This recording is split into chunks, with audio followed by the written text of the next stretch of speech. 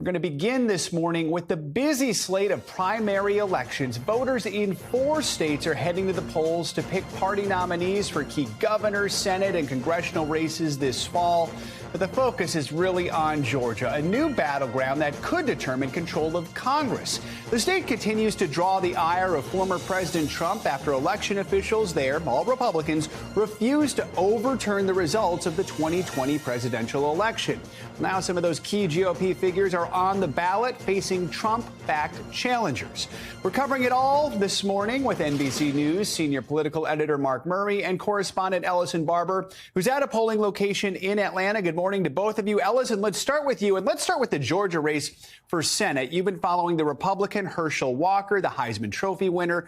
He has a commanding lead in the polls. What should we know about his campaign and then a potential showdown with Democratic incumbent Reverend Raphael Warnock this fall?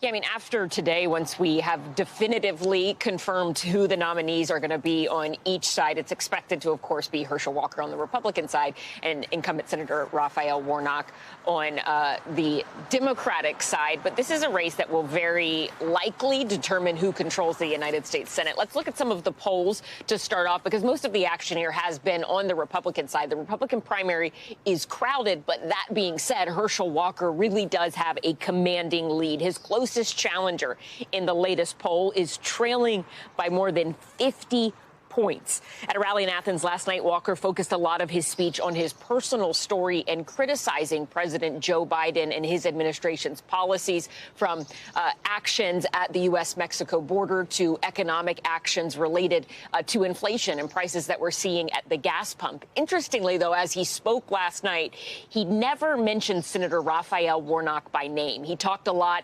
focused on kind of general Republican issues. We hear Republican candidates in national elections often talk about his anti-abortion stance, his support for police, his support for the military, and he also talked a little bit more about his personal story, specifically mental health issues that he's dealt with the past. Listen to some of what we heard him talk about last night. I started looking at what they were doing to this country, trying to get your kids to hate themselves because of the color of their skin. You know, you can't do it. Telling kids because you're black, somebody taking advantage of you. They're going to ask me why I'm running, because I'm sick and tired of this. All these people talking this stuff. Ask not what your country can do for you, but ask what you can do for your country. But yet they're not doing it. They're putting America second. America not second. When America leads, this whole world is okay. Right now, America is not leading.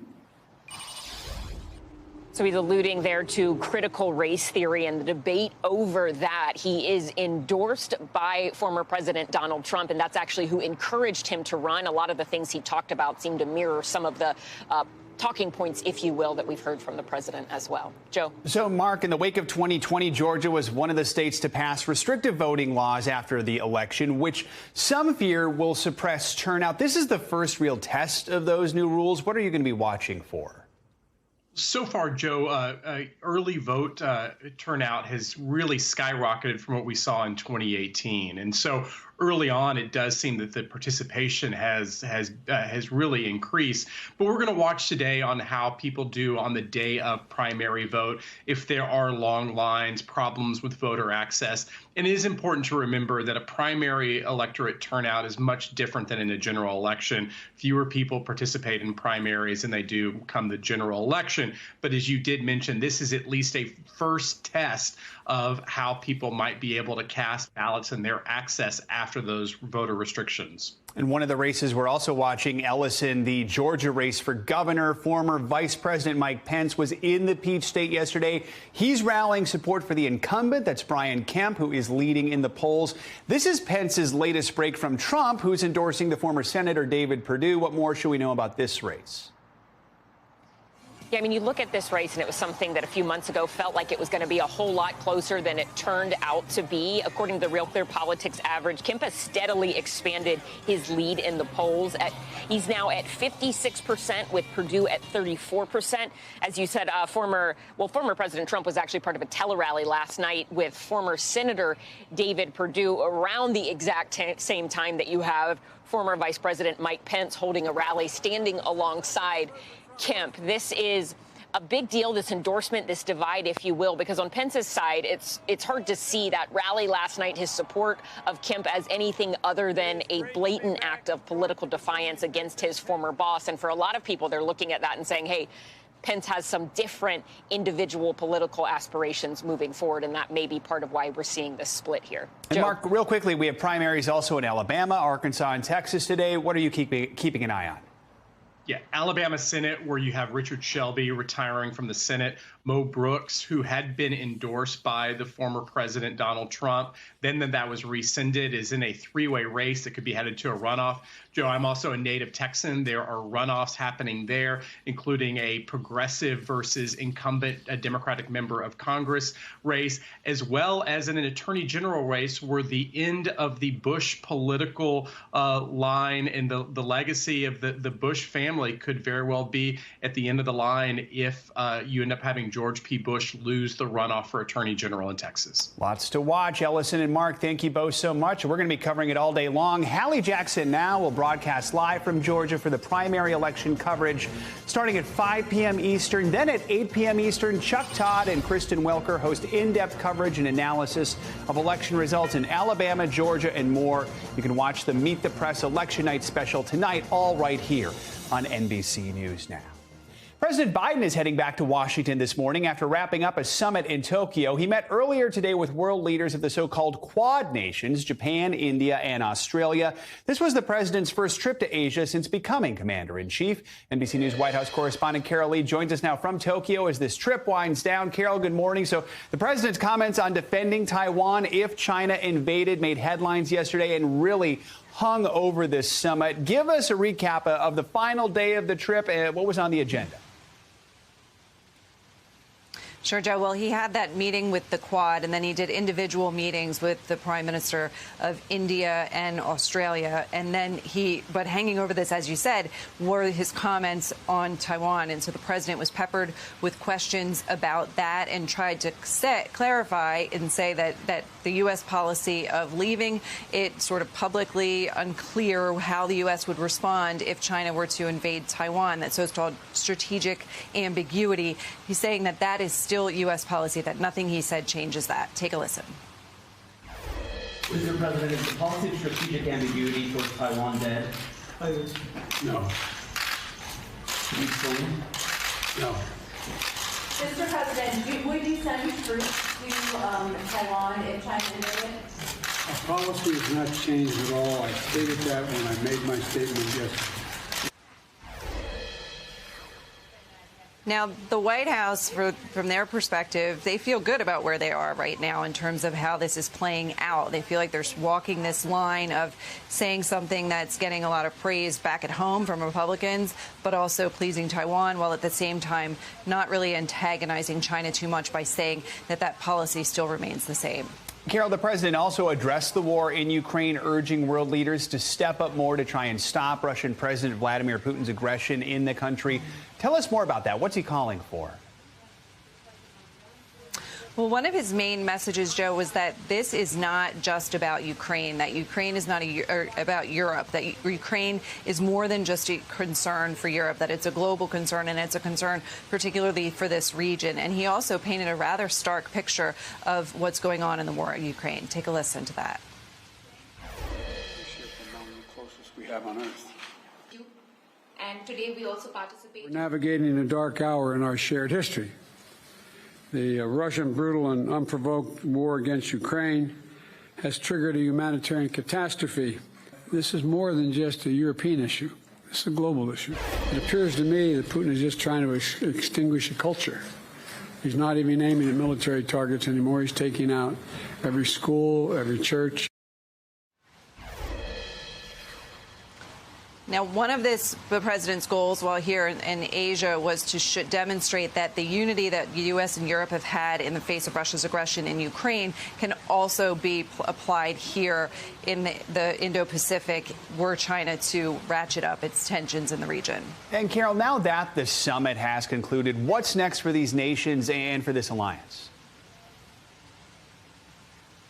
Well, a couple things to look for, Joe. One is India. The president's meeting with the Indian prime minister was designed to try to get India to step off the sidelines and take a tougher stance against Russia. That's tricky because they import a lot of oil there. But the U.S. really wants that to happen, and so we'll see if anything comes out of that in the coming days. We also have the president's new economic framework for the region. There's a lot to play out still there. So a number of things still to go here, and that the president and the administration have to follow up on. Carol Lee in Tokyo. Carol, thank you so much. Today marks 3 months since the start of the Ukraine war, and the conflict is showing no signs of easing up. Britain's latest intelligence report says that Russia is intensifying its assault on the Donbas and is targeting the last remaining Ukrainian-held towns in the region of Luhansk. In his latest address, President Zelensky accused Russia of, quote, organizing a massacre in the Donbas, which is now seeing the heaviest fighting in the country.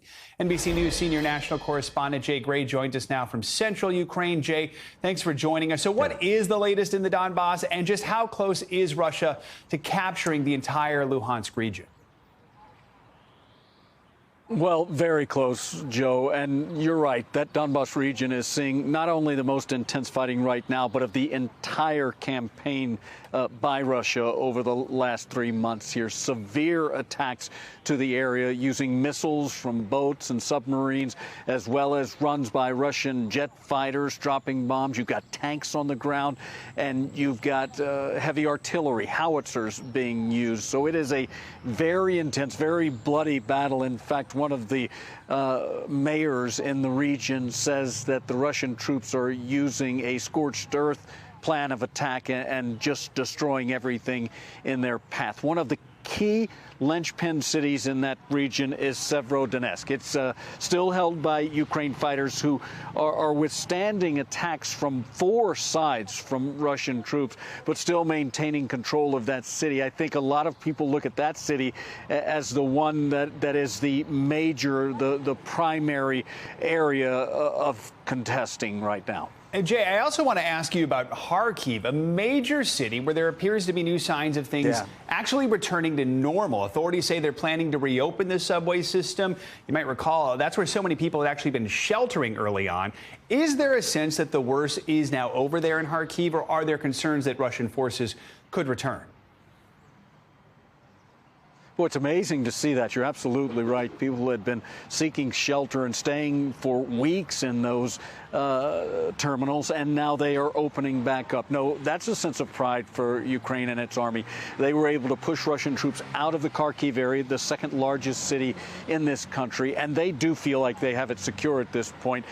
They are not concerned about troops making their way back in, though not letting their guard down. And Jay, here's an interesting development. Yesterday, a veteran Russian diplomat actually resigned over the war. He wrote a pretty scathing critique of his government's actions in his resignation letter. Walk us through what he said and the significance of this. I mean, could we actually see more people like him speak out? Boy, that would be something. He was a longtime diplomat working with the Foreign Affairs Department in Russia. His name, Boris Bondarev. And he really, as you talk about, Joe, didn't hold anything back, said that this war is all about, and I'm quoting here, warmongering, lies, and hatred. He said that he felt he had no other option but to step aside and step down from his post. Let's listen to what he had to say.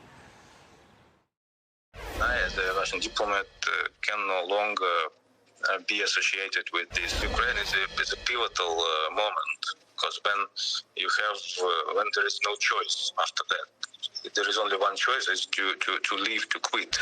I think the message is that sometimes you must do something to be able then to look at the mirror. Yeah, and look, he wrote a scathing telegraph that he posted online. One of the things he said was that the Kremlin is willing to sacrifice as many lives as it takes in this war, Joe. Incredible to hear that. Jay Cray reporting from Ukraine. Jay, thank you so much. Let's bring in Lester Munson now for more on the war in Ukraine. He's a senior fellow at the National Security Institute and a principal in the international practice at the BGR Group. Good to have you with us again, Lester. Let's start with these comments made yesterday by the chairman of the Joint Chiefs of Staff, General Mark Milley. He said that we are still, quote, a ways away from sending U.S. troops back into Ukraine. Do you think the fact that our military leaders are considering this signals that parts of Ukraine, especially maybe around the capital of Kyiv, they're secure enough to reestablish a military presence in the country and more of a diplomatic presence?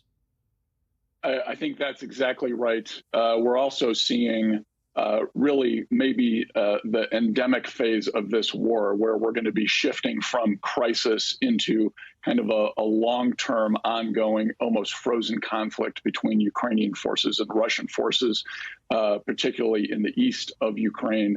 So it's going to be more appropriate for U.S. forces to be there to protect the embassy, which is the traditional job of U.S. Marines, and perhaps also to train Ukrainian forces to be even more effective in the fight against Russia. Lester, I want to turn now to what we heard from one of Germany's economic ministers yesterday, telling reporters that an agreement to ban imports of Russian oil into the European Union could be reached within days. I mean, this is big. What kind of impact could this deal have? First, on Russia's economy, and if it is a big impact, does that influence Putin at all when it comes to the war? Well, let's be clear. The energy issue is the saving issue for Russia. The income that Russia gets for selling oil and gas is what is sustaining its war effort. That has to be addressed. It is good that the Europeans are moving towards a consensus on this. Frankly, I think they should have done this already. And we also need to see greater supply for countries that are net importers of energy. So it's not enough just to say, hey, we're not going to buy it anymore. You also have to go encourage other producers to produce more. So the U.S. and the Europeans should be engaged in more of the diplomatic outreach to the Middle East and to other places where they can really address this issue for the long term. Yeah, I mean, speaking of oil, we know President Biden was meeting with India's Prime Minister Modi this morning. Carol Lee was just talking a little bit about that, putting the pressure on him. India's continued to import Russian oil, has yet to denounce the Russian invasion in Ukraine. Do you think the president can put enough pressure on India to change its stance on Russia? And if that happened, would that have an impact? I think it's important to pull back a little bit here. The U.S. primary goal, first of all, the bilateral relationship with India is hugely important.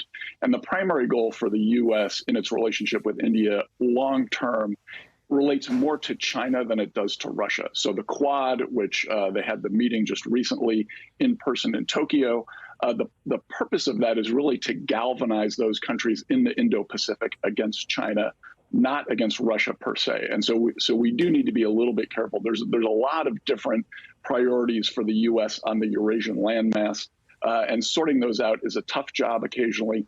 India's in an interesting place where it's got this previous relationship with Russia, and it also wants to have a positive relationship with the West, which is increasingly true.